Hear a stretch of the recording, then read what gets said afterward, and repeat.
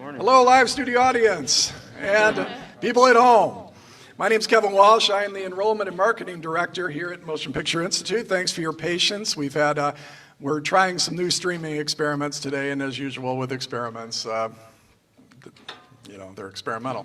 So I want to welcome everybody. My job is to just get the ball rolling. I'm the Enrollment and Marketing Director. A couple quick announcements. April 5th, we have a brand new program, a 12-month program that is starting, and it's going to begin Monday, April 5th. And then we have two programs starting in September, film program, and that is an AM and a PM program. Our April 5th program is in the afternoons. So I hope you can talk to us about that. Check out all the information on our website. Also, we're very excited to announce we are FAFSA eligible, so we are accredited. So if you're interested in getting federal student aid, that's something we can offer now too, and we are more than happy to talk to you about that. A lot of you have information about that in your packets here, and there's a lot of information for you at home if you go to motionpicture.edu and check out our menu and look under financing. The application step is easy, it's free. We'd love to know, I promise I won't bug you to death, but if you do fill out a free application, I will be in touch and we'll give you all kinds of information about cool events we've got going on and what else you need to apply. And it's a personal essay, letter of recommendation, and your official transcripts. And I want to just point out that although I'm not wearing a mask right here, I've got a big distance between us, and our whole place is full of people wearing masks, and our studio audience are nice, safe little clumps. So we are going to do that. The only other time you will see somebody not wearing a mask is our actors when they're going to be doing something here on the set. So I want to introduce some of the folks who will be helping us out today. We have Alex Regala, one of our alums. She's over there. She'll be helping out in the grip. You guys will have a chance to come up here and be trained, and Alex will be helping out. Carmela Lozana, she's over there. She'll be doing our audio. Matthew Jarjosa. Matt was featured on our Facebook video recently, got over 3,200 hits. He just graduated last year and made a really cool Godzilla movie, but it's called Children Are Monsters, and that'll actually be playing in the intermission before we go to our editing lab. Those of you at home can see it, and I'm also going to play it here on the screen. Curtis Clark is right over here. He graduated 2 years ago, and he helped you out with check-in, and he's going to be helping us out on the grip work. And we have in our editing lab, Andy Bishop. And he may be in the editing lab right now. He's right over there.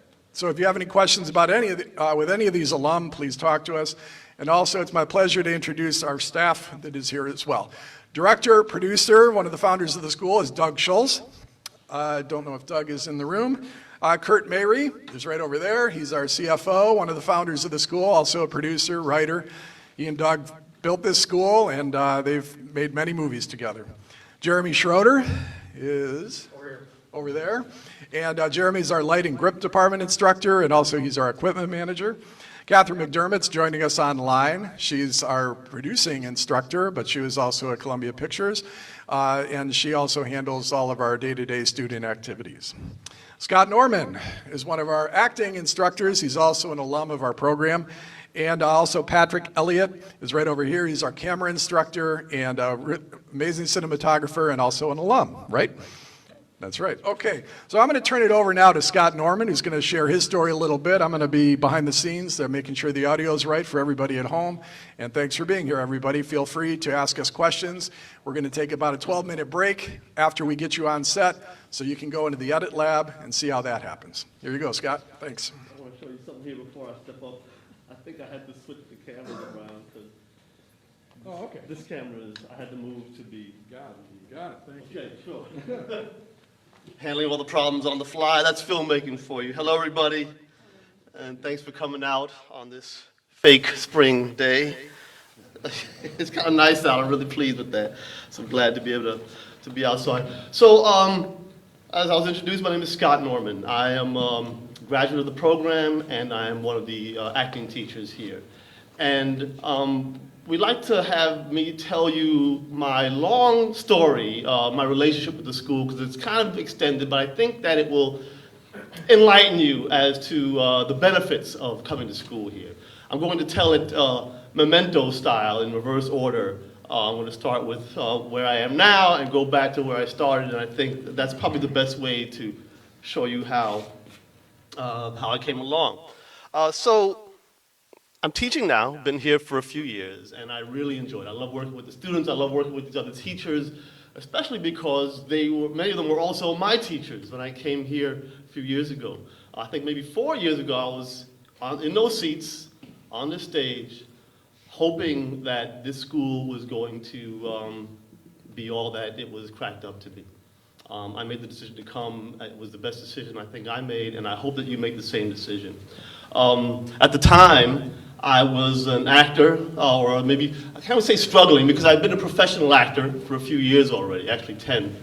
But I wanted to see what it was like on the other side of the camera. I wanted to have a little bit more control of my career. I wanted to understand what it was like to write, to produce, to direct, so I could create my own opportunities. And it was highly enlightening, let me say that, because as an actor, you don't get to see that other side of the camera very much. You kind of treat like a princess. You brought onto the stage. You kind of you run the lines. Everybody's crawling around on the lights and in the ceiling, and then they take you off stage. They bring you back. It's kind of a mystery until I came here. It all made a lot more sense. But I had been a professional actor for about 10 years before coming to check out the school. And during those 10 years, I had an opportunity to work on commercials or films as they came into the area. And what I noticed is that on every single set that I was on, there was a graduate from MPI. Whether they were working on the camera crew, or they were helping the lighting, or managing the digital technologies, there was somebody from MPI on the set, which I thought was pretty cool. Before that, when I first came to Michigan, actually I'm from New York. The accent is probably not going to come out very strongly unless one of you get me really angry. Then you'll hear the accent come out. But I came in from New York 10 years ago to start my acting career, which is kind of strange, I know. There was a woman here from Pontiac. I was in hot pursuit. We have a mutual friend. I got her. And, but she told me that there was opportunities here to act. And one of the first opportunities I found was to volunteer for this school here where they needed people to film. They needed to practice shooting actors. I should clarify, shooting is filming actors. Because some people don't like actors very much. No, but they needed practice. So I volunteered. I came on a set. It was on a stage just like this. It was very professionally run. The students were running the cameras. They were doing the lighting. They were directing. And it was the first opportunity I had, first practice I had on a set. And I learned as I became professional, I found that it wasn't any different that day in the class than it was on professional sets. So I tell the story to point out 3 things about the school. It's been here a long time. I moved here 17 years ago when I first found the school, and it had been around for a few years already. During that time, it's been putting out professionals. People are working. I see them all on every set that I work on, professionals from MPI out in the world. And also to tell you that it's more of a family here. Here I am, I graduated, I came back to teach. You have volunteers who graduated. They came back to sort of show you what they've learned. They're very proud to be here. The school is more of an extension, is a large network, which is going to be important for your career moving forward. You get to meet people here. You get more advice. You get continuing advice here. All the teachers have become ongoing advisors. People come back to talk to their teachers about the projects that they're working on. They're always welcome. They have access to the studio. They have access to the equipment. It's a foundational move to come here, foundational to your career.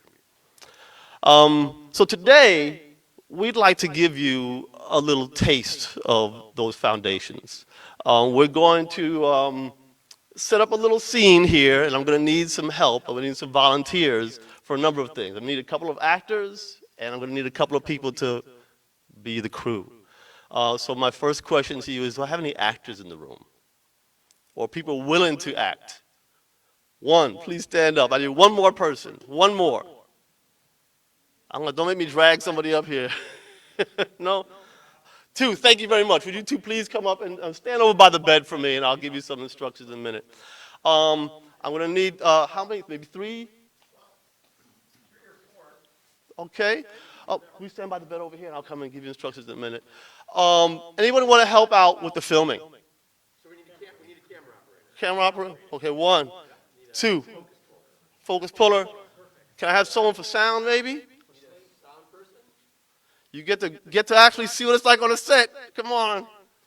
I guess most people here for the moral support and not for school. I don't know. Okay. Anybody else want to try anything? Thank you. Okay, so what you're going to witness is we're going to actually show you how a set is run. It's going to be a mini set, but it's not going to be very much different than a large set, except for the number of people. I'm going to be the director. I'm going to direct the little scene with our two actors. My crew is going to handle the filming of it. But I'm going to turn this over to Kurt to tell you a little bit more about the education process, what we're doing, and how the school teaches it. And anything else he wants to share. Kurt is the CFO of the organization. Thank you. Hi everybody, how are you doing today?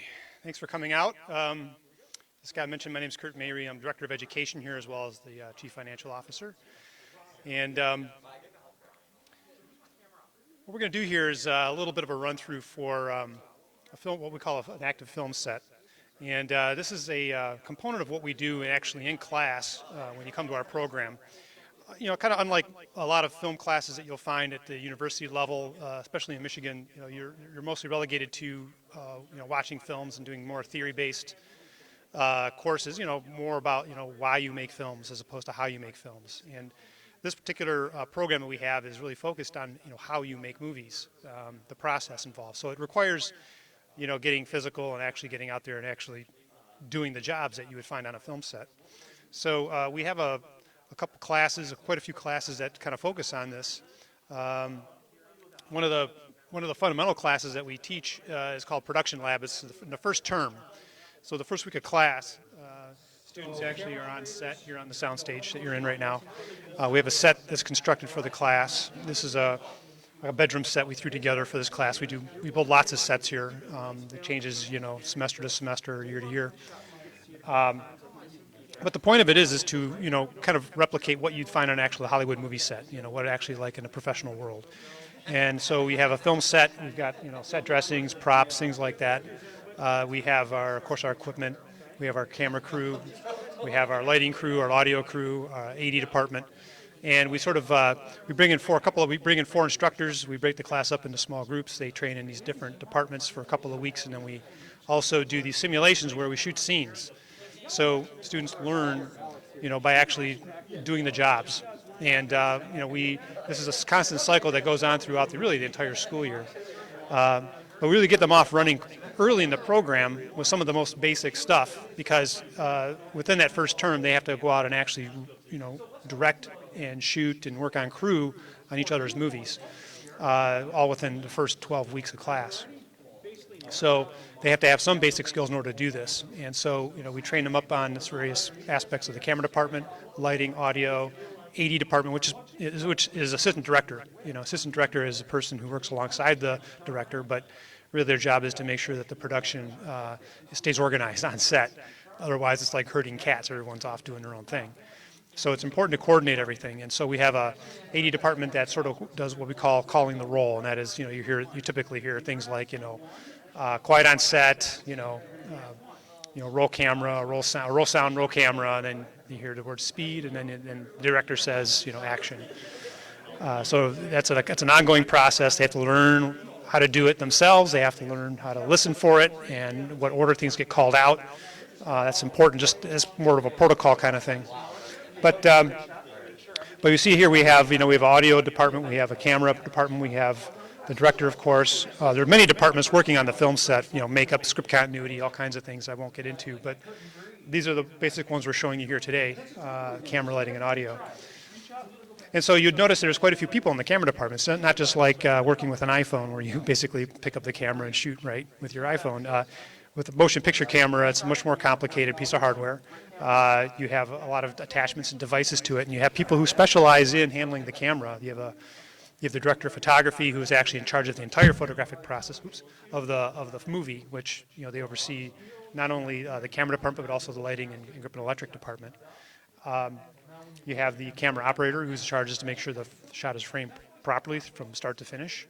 And then you have the camera assistant whose job is to pull focus, to set up the camera, to put the lenses on, to put the filters on, make sure the lenses are clean, everything is ready to go. and then of course, help op the camera during the shot. Then you have a whole other myriad of other camera department, like from camera PA to second assistant, the person does the slate. With audio, you have the boom operator and the sound mixer, and a utility person who helps with cabling and doing the sound logs and things like that. So what they're doing here is, Scott is acting as the de facto director without a script. Mind you, we don't have a script here for this. He's just kind of ad-libbing a little bit, so that's why I'm coaching the actors right now. But what's going to take place here is we're going to do a shot, right? You do a setup with the camera. It's called a shot. We're shooting in a scene. There might be multiple camera setups in a scene, and a scene is basically what happens in one location during the movie. He's got 2 actors working with him, so he's going to coach them and kind of go through lines. And typically, you'll do a couple rehearsals. We call also blocking. Blocking is basically staging the actors in the shot, is kind of figuring out where the actors are going to move, and so the camera can kind of figure out where they're going to be, and making sure they stay within frame, of course, unless you're going to do something crazy like follow the actor around with a handheld camera. This camera's on a dolly, so it's going to be a pretty, what we call, it's going to be tight framing probably. It's a moving shot, so it's a little more complicated because you have to pull focus, and the timing of the dolly has to be just right, and sometimes you have to do more than one take, so you do things over and over and over again. So I think we're getting close to the shot, and rehearsals are very important because you want to get everything set and not have to redo things over and over again. When we shot things on motion picture film back in the day, every time you turn the camera on, you're spending money because it's expensive to shoot film. With digital, it's a little not quite the same. You can do multiple takes over and over again. And it doesn't quite cost as much, but you're still under the clock. You're still fighting against time. And if you have 20 shots planned for that day, maybe you have an 8-hour day you're budgeted for because you're paying everybody on an hourly basis. You got to make sure you get all those 20 shots in. And if you fall behind schedule because you're not organized or there's some other problems, then suddenly you're going to have to rework the scene so you can do it in fewer shots. And suddenly that's the part of filmmaking that becomes sort of the X factor. So we'll see if we don't have an AD on set right now to kind of hurt things around. So we'll have Jeremy act as AD and try to corral these guys. I think they've been working long enough. I think we're ready to start corralling. Okay. I'm going to shut Kurt's line. So I'll shut my mic off here and you guys can listen in on these guys.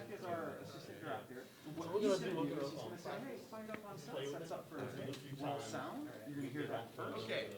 So my name's Jeremy Schroeder. I'm going to act as sort of the assistant director today, but I'm also the technology instructor here at the school. Like Kurt was just saying, essentially what we're doing is we're just kind of working out the fine details, the last pieces of the puzzle.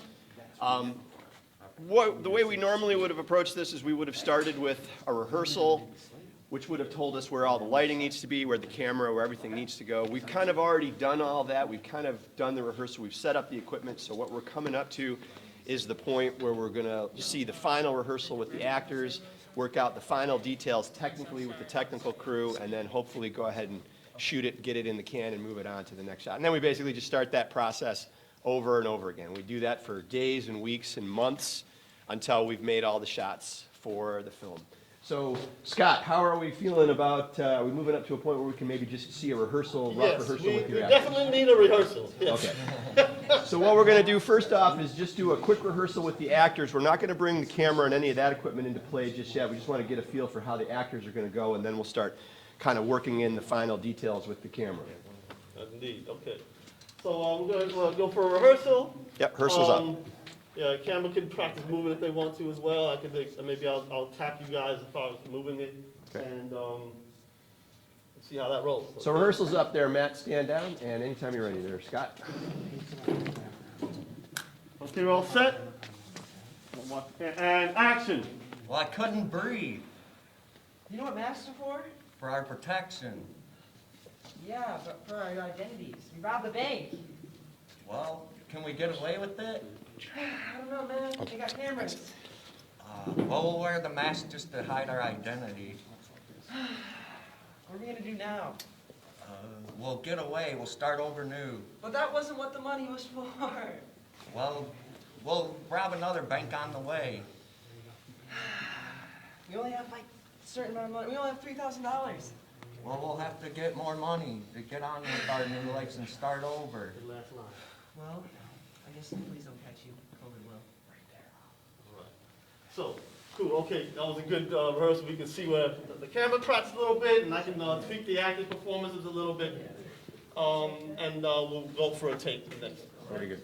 So, Alex, are you square on your move there? Give me an idea. talk like this. Like, every time you So again, you know, we see the rehearsal, it starts to get us a feel for what we want to do. In this shot, we're doing a dolly move, which takes us from a wider shot, which is where you see both actors, into sort of a close-up on the actor sitting on the bed. Really, the shot becomes all about that actor at some point. So now the job of all the folks around the camera, obviously, we have one person who's physically moving it. We have another person who's sort of the trainer, if you will, sort of pointing it where we need to call that person the camera operator. We actually have a third person then actually operating the focus on the camera, because as the distances change, our planes of critical focus change with it. So we just have to make sure we keep kind of adjusting that. That's one of those little things that a lot of people don't realize, but all of these things are happening. Every motion picture shot that you've seen in films, there's all these people making these little minute adjustments that go through it. That long list of credits you see at the end of a film, those are all dedicated professionals like myself who specialize in all of those little jobs. I'm a lifelong filmmaker. I've been doing it since I was 18 years old. I worked for 20 years or so before I came here to start teaching. I lived in New York for many, many years, although I didn't know Scott in New York. But I worked in New York for almost 20 years on television. I worked on the TV show Law & Order for 10 years. I worked on quite a few films that you will have seen. My wife and I moved back for a little bit more of a quieter lifestyle back here in Michigan. Now I work here at school, but I also work as a cinematographer around town. But all of those credits, those are all made up of professional working people like myself. Who, that's just how we earn our living. That's how we put our kids through college. That's how we earn our mortgages. So, it's a very doable career. It's interesting. How we doing, Scott? Good fit. You ready to go? Nice and smooth. Okay. Little mistake, just smooth it out. Correct it immediately. Just nice and smooth. Okay. Okay, you guys, who's not ready? Holler aye. You're not, here I come. You ready? Okay, here we go. Ready? Scott, you all set? Yes. All right, let's roll sound, please. Sound speed. Roll camera. Sorry. Sorry. Scene 1A, take one, marker. And we're set, Scott. And action.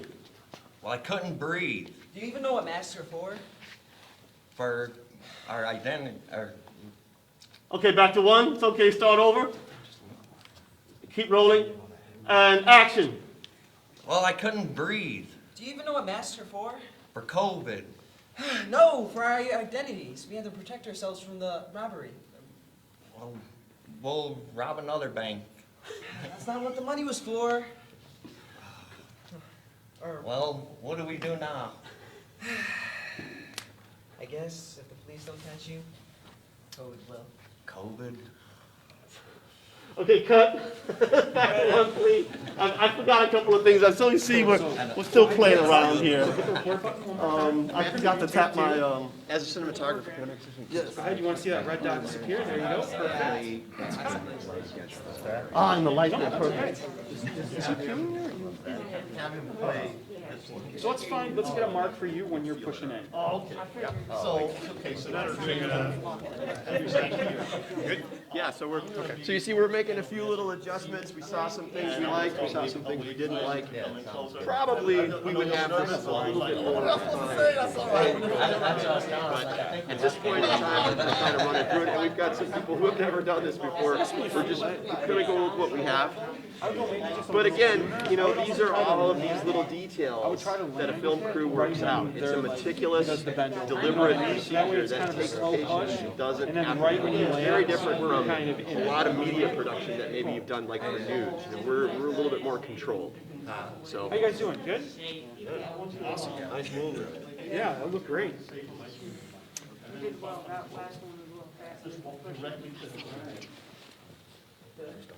Scott, say when? When? Who's not ready? Holler aye. Okay, roll sound, please. Sound speed. Roll camera. Scene 1A. There you go. Scene 1A, take two, marker. Scott. And action. Well, I couldn't breathe Do you know what masks are for? Protect us from COVID. No, we were robbing a bank. Therefore, protecting our identities. Well, we'll keep the mask on to hide our identities. What are we gonna do now? We'll have to get away. We can't get away. They know who we are.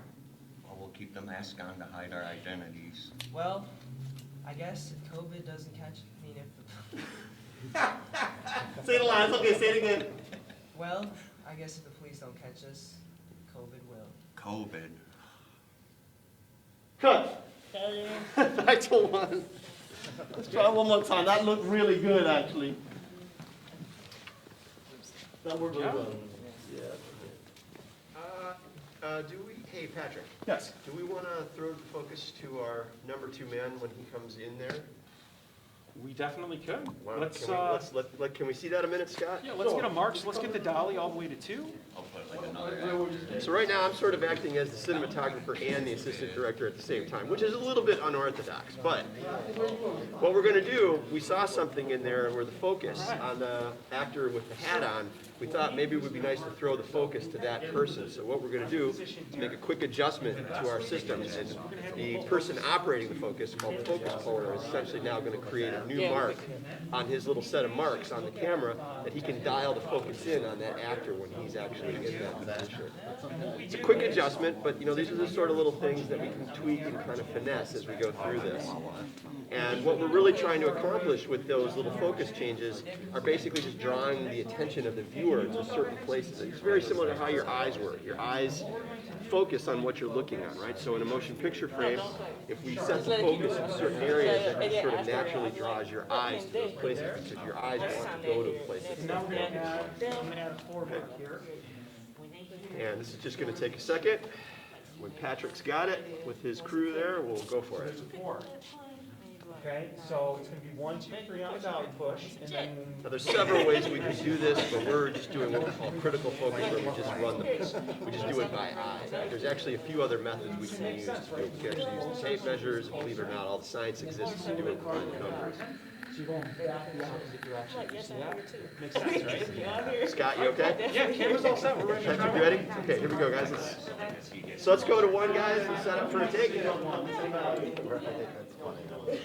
So you notice how when I said that, my folks stopped talking immediately and all went to where they're supposed to be? It's sort of been trained into this. Let's see what we see. All right, you guys ready? Ready, okay, acting ready? Let's see how it goes. If we need one, we'll put a mark down on the next one. Matt, you all set? Fun here. Oh, yeah. Okay, you guys ready? Yep. All right, here we go. Roll sound, please. Okay? Sounds And roll camera. Scene 1A, take 3, marker. Okay, and set. Scott. Right, and action. Well, I couldn't breathe. Do you know what masks are for? Yes, to protect us from COVID. We were robbing a bank. They're for our identities. Well, we'll leave the mask on. What are we gonna do now? They know who we look like. We're gonna have to get away with the money. We don't have enough money. We'll have to rob another bank to get away. COVID doesn't send it again. If the police don't catch us, COVID will. COVID. Cut. I think we got time for one more take here, you guys, and then we're gonna have to move on. Get back to 1. Stop talking with all this COVID. It keeps COVID moment. My job as the assistant director is to keep my eyes on time, because we actually are creativity on a deadline. We have to move according to time schedules. All these people are getting paid a lot of money going into overtime. It gets pretty expensive if we can't keep our schedules down. So as an assistant director, I'm looking at my clock constantly to make sure that we're moving around and things aren't, degenerating into a party, which can happen. So, Just watch them and see what they're doing and see if you can. guys ready? actually Scott, how you feeling? I'm ready. I'm waiting. Want me to hold that while you do this? What's that? Can you give me a water really quick? Yeah, yeah. Can you get a water? Wow. Patrick, how you doing? Good. All right. Yep. Really good. Okay, you guys, here we go. We need to hydrate the boom operator, and then we roll. Hey, that could even be a pirate. You see that picture that Captain posted the boom operator on the water? That's great. Is the camera ready? Okay, who's not ready? All right. All right. We have no sound. Always sound. All right, no, it's only costing $1,000 an hour. That's fine. We can go wherever we want. Sounds right. Here we go. Okay, roll sound, please. Sound speed. Okay, roll camera. Scene 1A, take 4, marker. And that's okay. And action. Well, I couldn't breathe. Do you know what masks are for? Yes, for our protection. Well, we were robbing a bank. They're for our identities. Well, we'll leave the mask on to hide our identities. What are we supposed to do now? They know who we look like.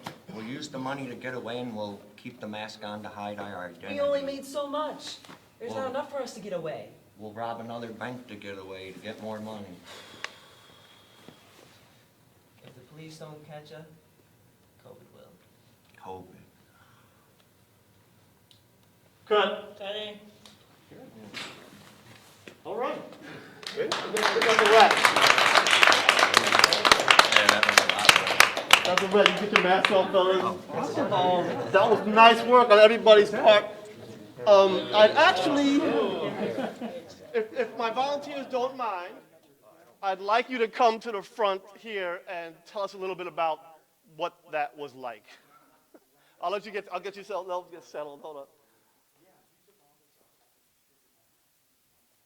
I hope that was cool for you and for everybody out in out in TV land, Facebook land, wherever we are. Okay.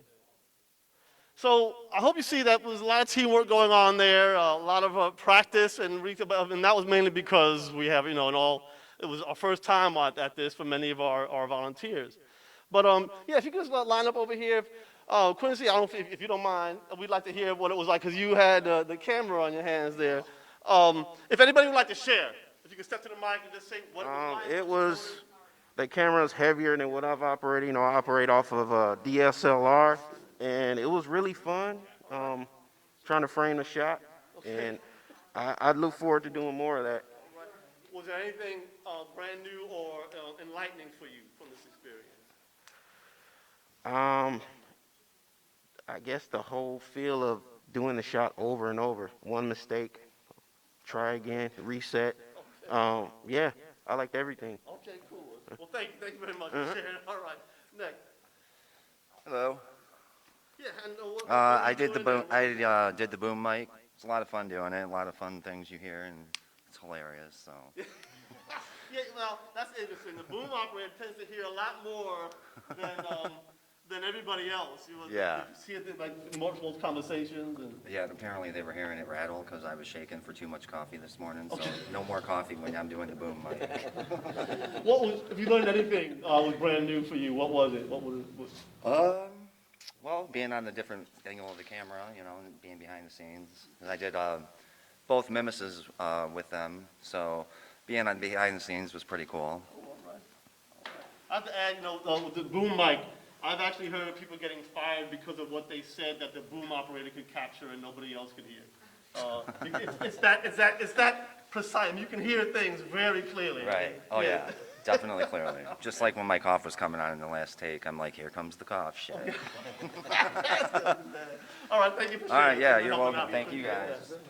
Yes, one of our actors. What was that like for you? It was pretty fun sitting on the edge of the bed and acting for you guys out there. You just, don't be shy. I'm not shy. I think it's because, I've done karaoke music, so you're up in front of, you're up in front of people singing, yeah, so my brother Rob, did both Mimesis movies, and he told me, don't be shy, just raise your hand to go up there and act it out and have fun with it, so it was really fun, and acting with him was fun, and putting our lines together in the scene, and... Did you notice anything? Have you done acting before? No. All right.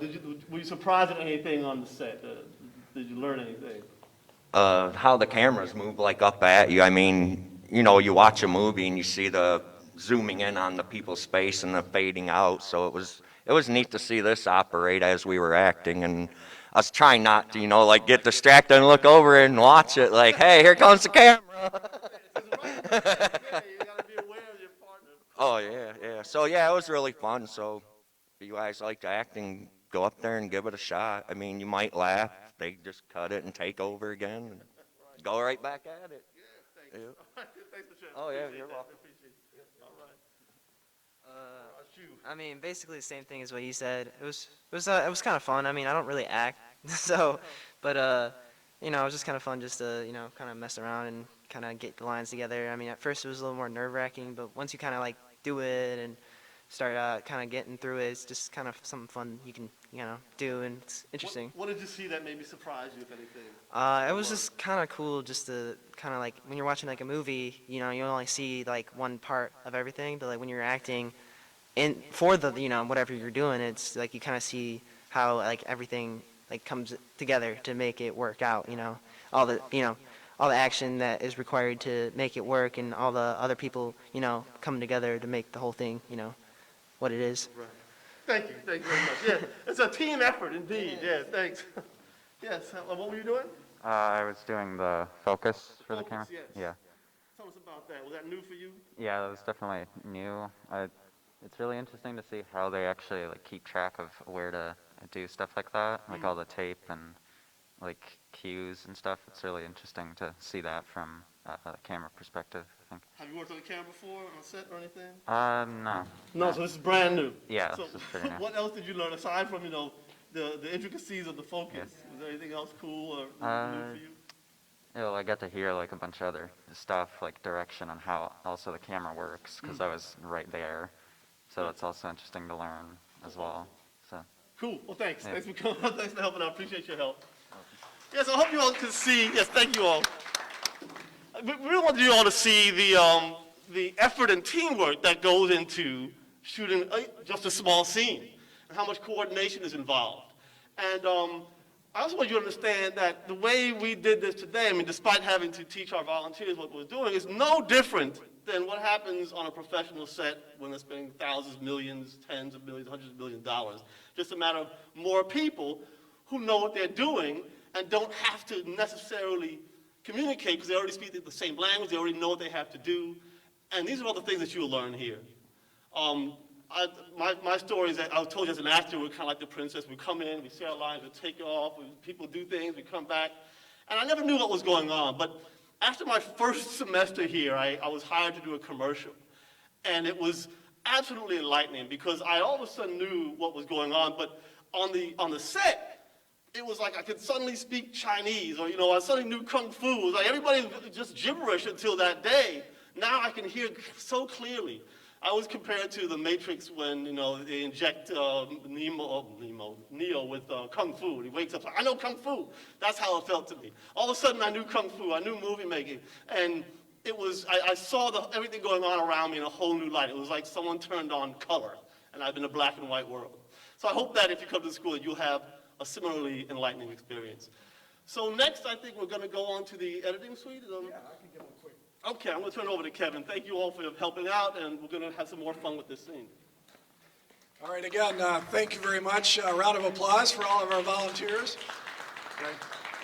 Okay, for those of you at home, you're going to watch 12 minutes of a little cool little mini docs, 2 minutes that we've been running on social media about some of our graduates, including Matt Charjosa, who's with us today, who made a really cool Godzilla-ish movie that's won some awards out in Los Angeles and elsewhere. So for those of you here, we are going to move into the edit lab in 12 minutes after the videos are running, and so our audience will join Andy in the lab.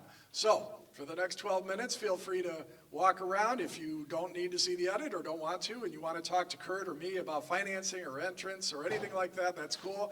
Otherwise, we can talk to you afterwards as well. So please make yourself comfortable. We're going to take a little break. Those of you at home, enjoy these videos, and we'll be with you shortly. Thanks.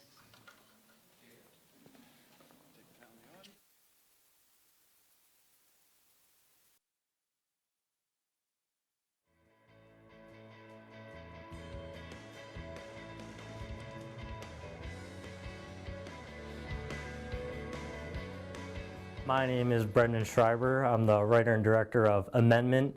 Last September, actually on my car ride to and from MPI, and I was listening to the Inception soundtrack, and obviously there's that famous scene in the hallway. So I was trying to think of something similar with some sort of spy espionage that I thought would be really cool, but I also wanted to add some sort of time travel element into it. But funny enough, what got me first thinking about it wasn't any of the music. It was orientation day, and in walks this kid in these sunglasses, his hair slicked back, and I look at this kid and I go, if you put a gun in his hand and you put him in a suit, he looks like he belongs in Inception. And that was Yang. My name is Yang Wang, and I play the role Masato. The way I portrayed that character was, he was very serious because he wants to be good. He's a newbie in the film, so he's just trying to do his best in the job. I got a text from somebody, a random person, saying that they wrote a film just for me, like the character.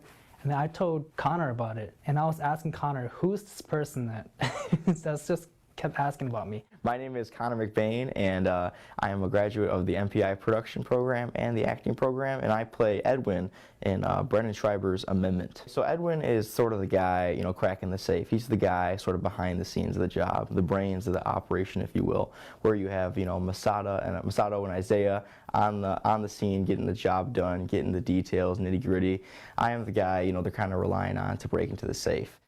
And working with Keanu was an absolute blast. Keanu is one of the friendliest, most humble people you could ever get the chance to work with, and he's super passionate about the film and the collaborative process and how we all get to, you know, put in a little bit of our own spark of insanity to make this cool piece of art. Amendment was insane from the get. And Brendan comes over to me and he's like, hey, I have an idea. Let me know if you're interested. Here's the script. I start reading and I just couldn't put it down. Before I know it, I'm on the last page, and I'm like, oh my word, yes. I'm in this movie. And he did something really ambitious for a short film.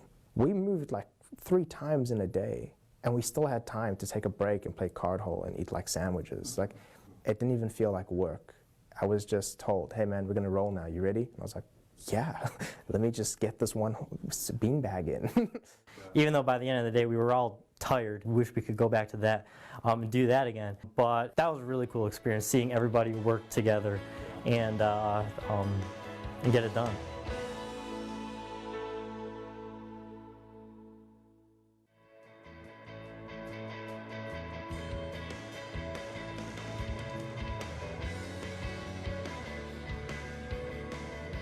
My name is Dolores Flynn, and I'm a recent graduate of Motion Picture Institute, class of 2020.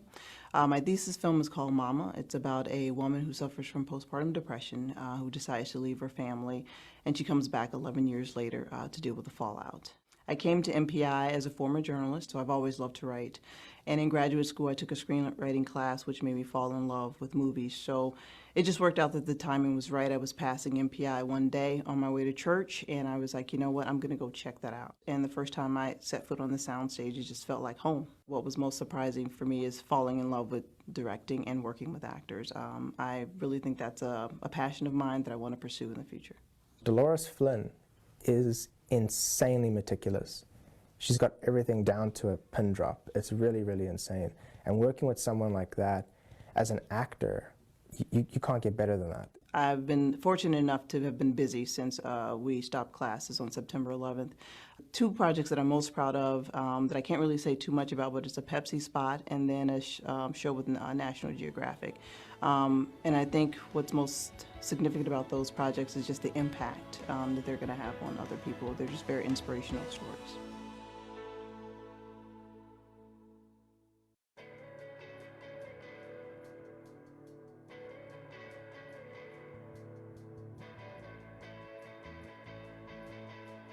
My name's Hunter LePan, and I'm a recent grad of the Motion Picture Institute in Troy, Michigan.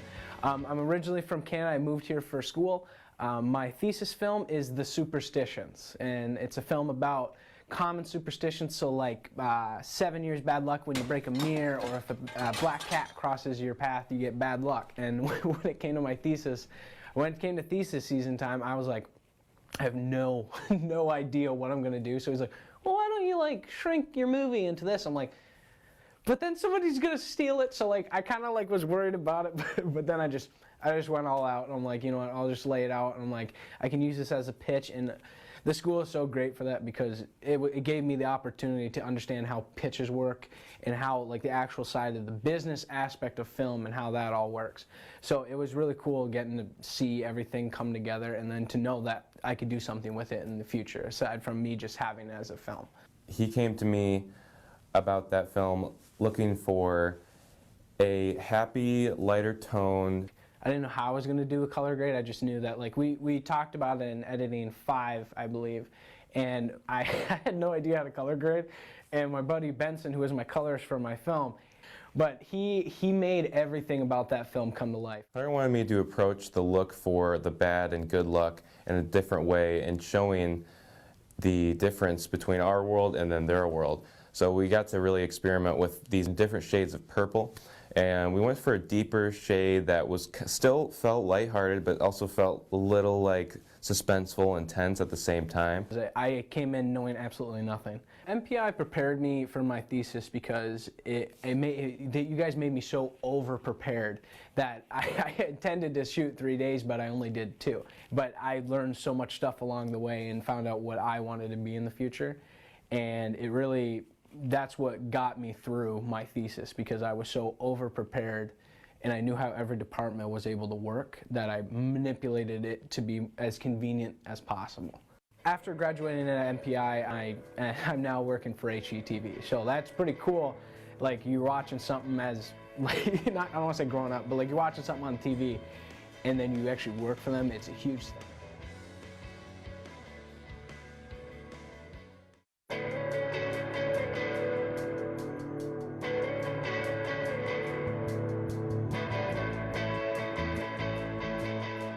My name is Matthew Giargiosa. My thesis film is Children Are Monsters, and it is about 2 giant monsters that attack Tokyo, a father and son. And the father is trying to teach his son how to be a monster. I was inspired by the Godzilla films of the 50s and 60s. Obviously, I've been a lifelong fan since I was a child. And, you know, that's where I got my first lessons in filmmaking. We had one heck of a time building all the buildings and whatnot. It was day in, day out. We were coming in and, you know, with different materials and putting together, about 30 or so buildings and to try and make up all of Tokyo. It was a lot of effort and it was a lot of hands on deck. The costume, that was amazing. The makeup, wardrobe, and everything. I love the way that they created this little Tokyo city. Like, cause I've seen Godzilla movies, things like that when I was smaller, and I always wondered how it was. And seeing that in person, the way it was shot, it was an opportunity that I've never experienced. My entire year at MPI was an experience that I really couldn't get anywhere else. It was, you know, a hands-on experience that, you know, I had gone to OCC before, and while I learned a lot about film, I didn't really walk out really knowing how to make a film, and MPI in that regard was truly invaluable for teaching me that process.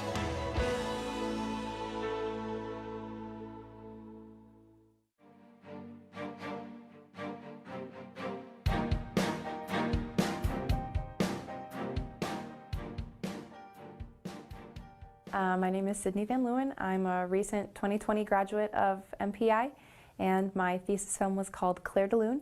The film is about a woman who loses her child and has some health issues, mental health and physical, and she begins to think that she sees her child as time passes. Technically, the film spans about 10 years, and over the course of this 10 years, she deteriorates mentally and physically and sees the child more and more, and her husband, who begins to drink heavily, just does not believe her, and he commits her to an insane asylum. What she was going for was a Haunting of Hill House look, and it had this kind of blue, teal, green kind of washed out, a little bit rich in the color, but it had this feeling of grogginess and just horror. She was very specific about what she wanted, which really helped me and really bring out the best out of what she was expecting. Before I came here, I just was kind of lost and I didn't really know what to do. I had gone to a 4-year university. I graduated 2018 with a history degree, and I love history, but I didn't want to teach and I didn't want to work in a museum. So I had jumped from job to job trying to find something that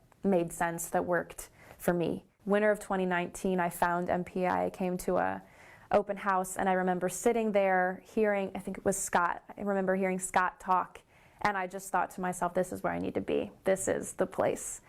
And then I came here and I met so many wonderful people. I had a great time. It was so much fun. Each film that we got to do, I just saw myself improve as a person, as an industry professional.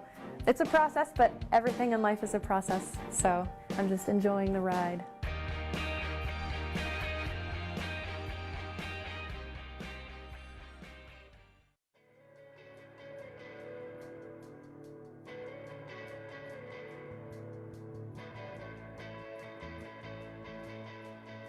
Travis Williams. I'm the class of 2020 from MPI. My thesis film was fun to do. The title is Even the Score.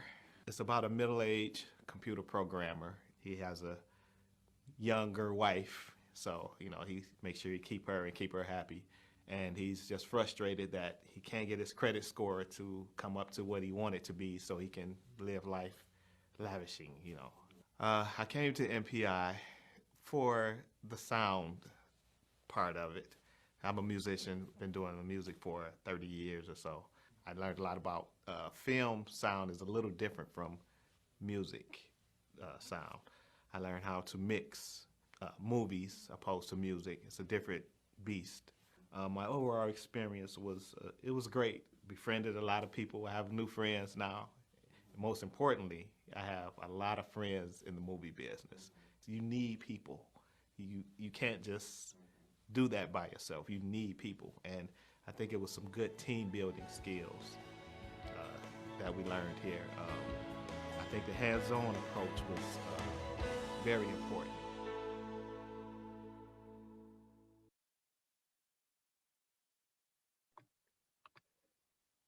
Well, that was fun to watch, wasn't it? Welcome everybody that's here in person in the Edit Lab and joining us online. My name is Andy Bisha, and if I'm favoring one or the other, I'm sorry. I have to look here, then back here every 5 seconds. So I graduated MPI in 2013. It means I'm old, kind of. And then the parents in the room are like, no, you're not. This was the best decision I ever made. I grew up in Flint, Michigan, and I commuted from Flint to MPI 4 days a week and then went straight to work. And so I had no life outside of here, but I would not trade it for the world. The amount of the connections I've made, the jobs I've been on, the people I've met, it's just been extraordinary.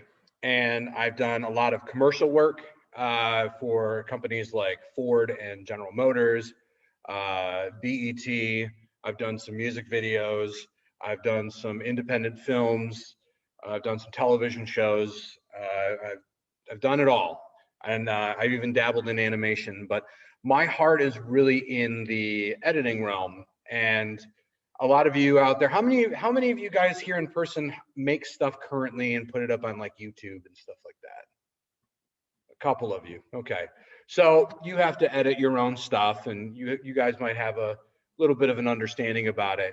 The cool thing is when I came to MPI, I learned so much more about the theory of editing, the intentions of like how to lead and direct your audience, how to show them what you want instead of telling them just by adding little movements in post or changing the color hue or the correction or things like that, adding effects. So what I want to do today is I want to run through what an editor does with footage that he or she just received from set. Normally, there's a script supervisor on set, and the script supervisor will be taking notes, and they'll be marking on the sheet like, oh, the director loved this take. So as an editor, you can kind of like have already an idea of like, okay, I'm going to be using this take, but if it doesn't quite work or I need something else, I have other ones to go to. So the first thing that you should do is have an organized interface for receiving your files. And yeah, that's kind of boring, but making sure that your footage, your audio, your documents, everything is organized so you know where to pull from, so you can get this out as quick as possible. Because let me tell you, they're going to be asking, is it done yet? All the time. So you want to make sure that you are set and ready to go. I'm going to share my screen real quick. Maybe. There we go. So you can see that everything has been synced up here. We went ahead, we synced up the slate. I'll just pull this back so the people at home can see that we went ahead, we synced up the slate by looking first at the timeline to see this big spike in the audio on the picture, on the video recording, and in the audio here. Pull that back. So now we've got that done. Now, normally you will have other angles, other things to cut to. The question is, when do you decide to cut? When do you decide to go to another angle? How long do you hold on a shot? And the biggest thing is you figure out the tone of the movie. Now, I was trying to pull some music to illustrate that, but I'm just going to do it by talking about it. Picture this scene with the goofiest friggin' music you've ever heard. Like let's just do this. It makes it silly. It makes it ridiculous. That's a wrong choice unless you're going for this comedy. Maybe they're two idiot criminals that don't know how to rob a bank right.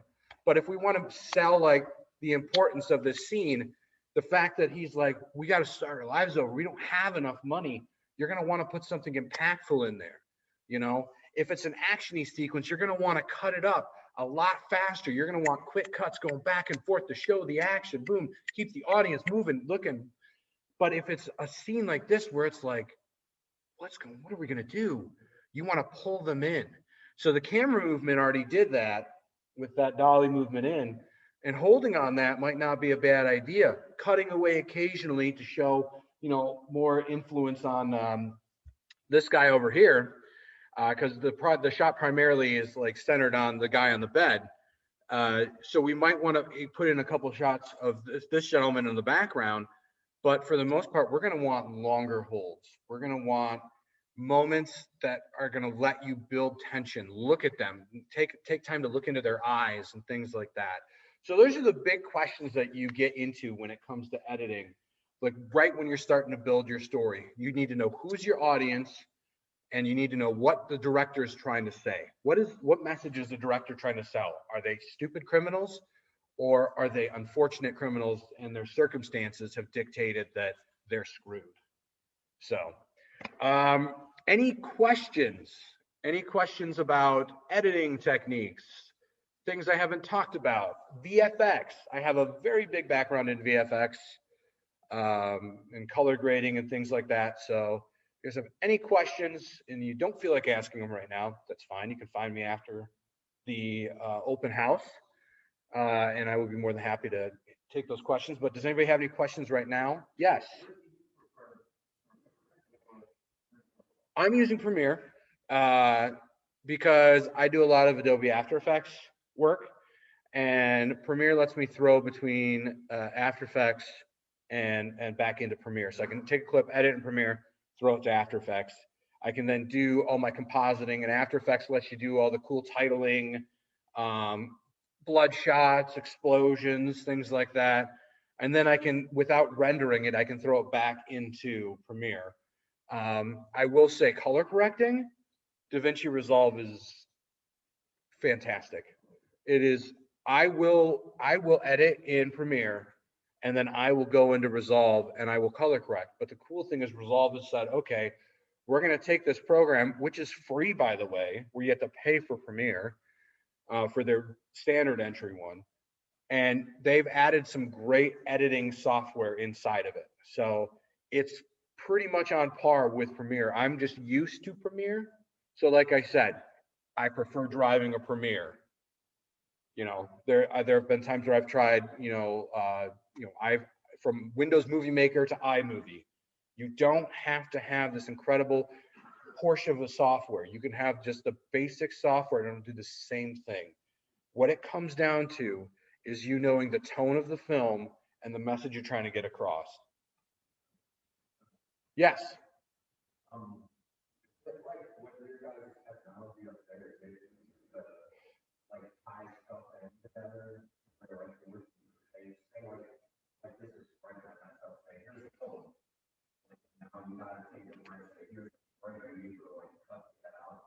Sure. There's a couple ways you could do that. One thing is you could cut that line of dialogue altogether and cut to a different shot. If the director was like, we absolutely have to fix that, and so it has to be a Coke can now, they could get somebody like me to go in and either do it in a 2D sense or create a 3D can and composite it, which just basically means to layer it on top of the footage. And so then they could change that Sprite can into a Coke can, which I've done. Yeah. So, but and then if you had to, you could also have another day of shooting and do an insert shot. I mean, it just depends on what has to be done. There's a bunch of different ways to fix that problem. Yes. Wait, is this your big joke? Okay, I mean, you didn't have to ask. Are you doing it because you did it for the boom? Jeez, he did it for the vine. Yes.